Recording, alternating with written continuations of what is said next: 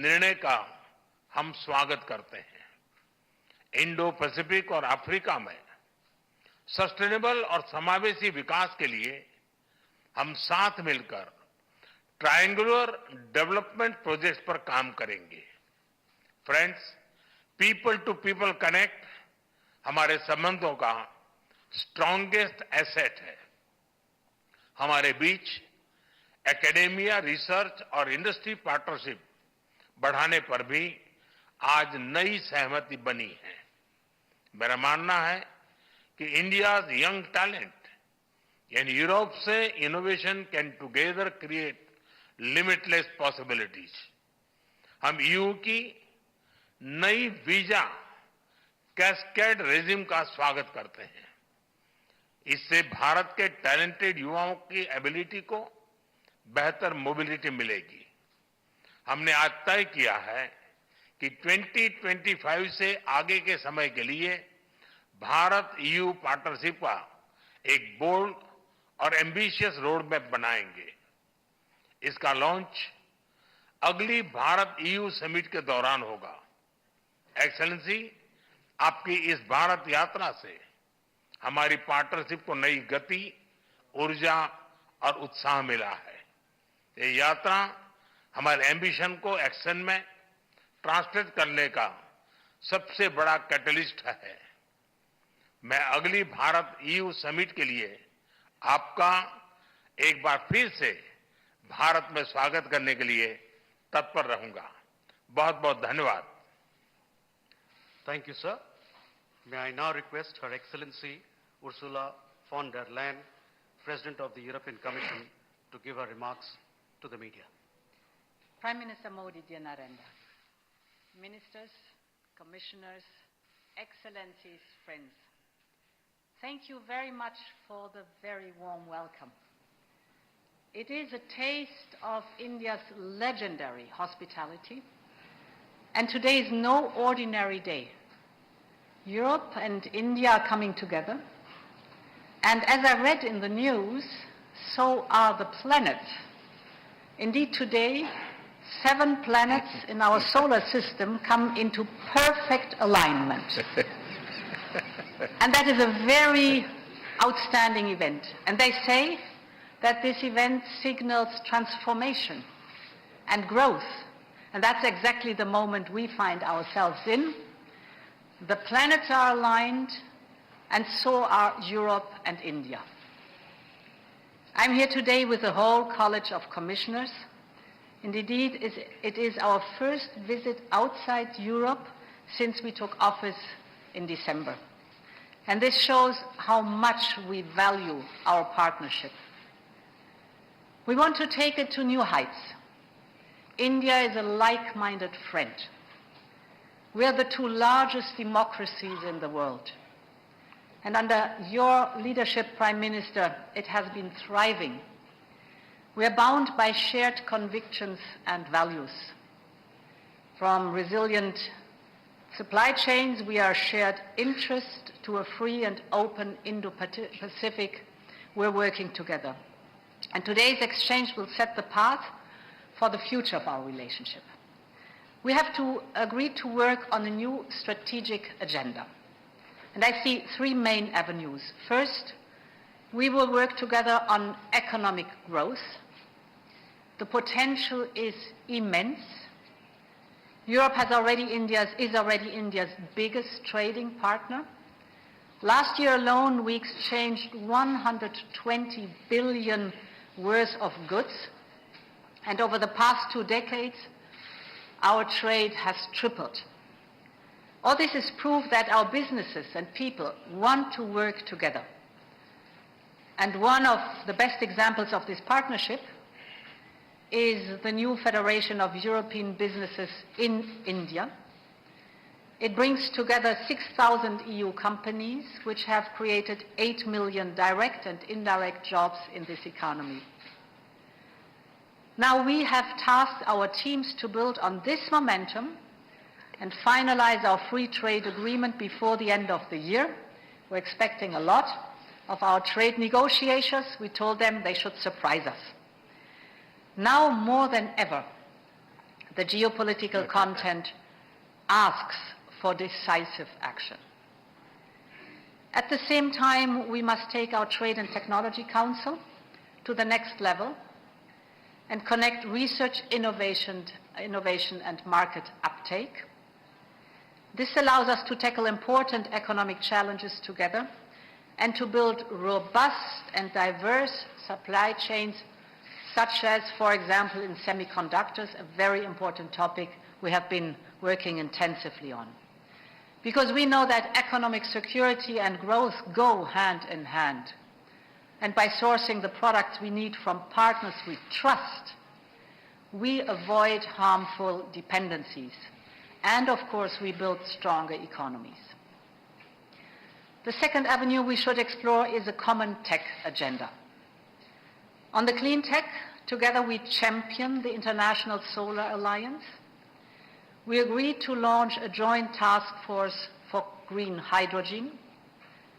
But today I want to focus on digital technologies where you excel. We are both powerhouses of innovation and entrepreneurship, the kind that only democracies can nurture. We share the belief that technologies should serve the people and not the other way around. And here, artificial intelligence is a perfect example. It is advancing at a scale and speed never seen before. And Diana Renda, at the Paris AI Summit, you said, AI is writing the code of humanity. You're so right. I'm convinced that Europe and India working together can shape a future in which AI is a driver of a positive change in our economies and our societies. In Paris, we have both highlighted the advantages of a cooperative model for AI development, where the innovators have access to quality data and computing resources. And I'm glad to note that AI is a major focus of the Trade and Technology Council. The European AI Office and India AI Mission also agree on deepening the cooperation. And we will apply AI in the areas of natural hazards, climate change, and bioinformatics. AI should be at the heart of our strategic agenda. And the next AI summit hosted by you, Prime Minister, will take us forward. You can count on the European Union that this summit is going to be a big success. Our cooperation in the digital is not limited, of course, to AI. We are aligning and aiming at interoperability of our two digital public infrastructures, which are actually the world's largest and the world's most advanced. India's Aadhaar and the EU Digital Wallet aim to offer public and private services to nearly 2 billion citizens. And interoperability of our digital identities will strengthen ties even more between India and the European Union. Our digital cooperation has also an ambitious industrial agenda. We are committed to strengthen cooperation in semiconductor R&D and manufacturing, and we are cooperating in the future of secure telecommunication networks. In particular, our industrial associations have agreed to closely cooperate on 6G. Of course, technology is only as good as the people who can use it.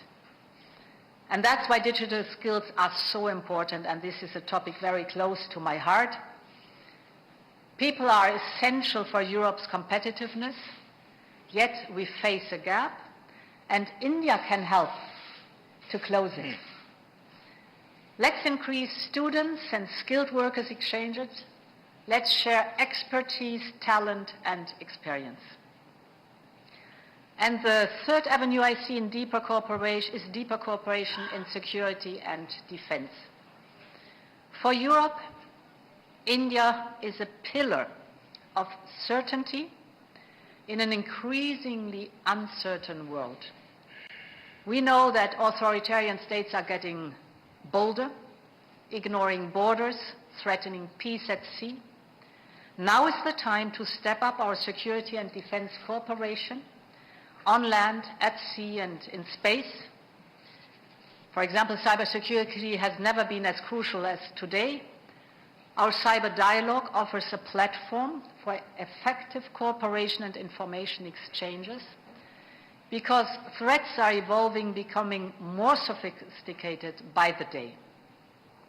Maritime security is just as essential. The Indian Ocean is a lifeline for global trade, and ensuring its security is vital, not just for India, but for the whole world. We should also explore expanding our joint naval exercises, building on our very successful cooperations in the Gulf of Guinea and the Red Sea. Finally, we should deepen cooperation in protecting the cables that ensure data connectivity between India and the European Union. And on defense, we see avenues of cooperation. India is looking in diversifying its military supply and access to new capabilities. So does Europe. So we both, India and the European Union, can be partner in this topic. Prime Minister, dear Narendra, ministers and commissioners, we're going back to Europe full with fresh ideas for the future of our cooperation. There's a lot of good work to do. And for the summit later this year, India and the European Union together are greater than the sum of our parts. Together we are a powerful and we are positive signal to the world. The planets are aligned, so are Europe and India. Thank you very much.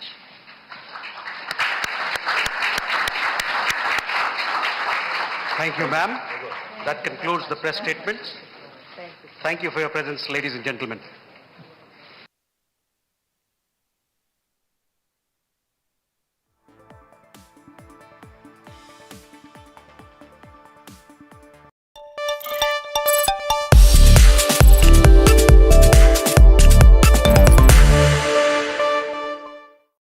Hello and welcome to Business Today's Banking and Economy Summit, Best Banks Award. I'm joined by Sanjay Doshi, Partner Financial Services Advisory Leader, KPMG in India. Hello sir, pleasure